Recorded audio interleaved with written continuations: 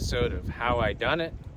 Today, I have at least 15 gallons of maple sap, and we're going to work on boiling that down to make my first batch of homemade backyard maple syrup. I have my cinder block maple sap evaporator set up using two 6-inch deep stainless steel serving platters.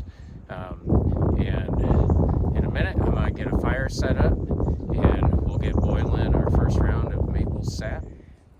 Here's my backyard maple sap cinder block evaporator setup. I have 3 blocks high. These are 8x8x16 blocks. I'm using two 6-inch deep 24-inch stainless steel serving platters to evaporate the sap. And then in the back end, I left a little gap for chimney space and blocked it off on the back side. We'll see how this works out. Currently there's 20 cinder blocks is what I have set up for this backyard maple sap evaporator. We're in business, YouTube fans. I got the fire going. We got 2 of the stainless steel serving platters with about 4 gallons each of maple sap and starting to evaporate off the water. I had to make some adjustments here so I could control the fire a little bit better, but overall it seems to be working. I'm about an hour into this process and we'll see just how long it takes. I'm back out in my backyard at the maple sap evaporator. The fire's been going well. I'm almost 5 hours into the boil. I've had 6 gallons added into the last batch here, and I'm gonna be getting ready to take that off the fire and finish it inside the house. I have a stock pot with a cheesecloth and a metal strainer to strain it before I take it inside and finish boiling it down to syrup. So wish me luck, YouTube fans.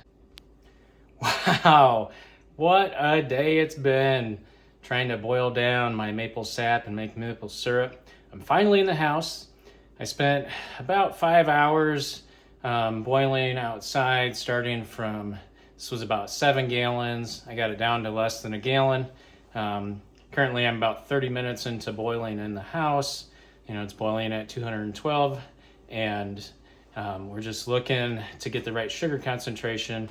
So I have my refractometer here. I'm ready. As soon as I get 66 to 68% sugar concentration, I'm gonna let this cool down to about 190 degrees. And then I have filter ready. I'm gonna filter it into these glass jars.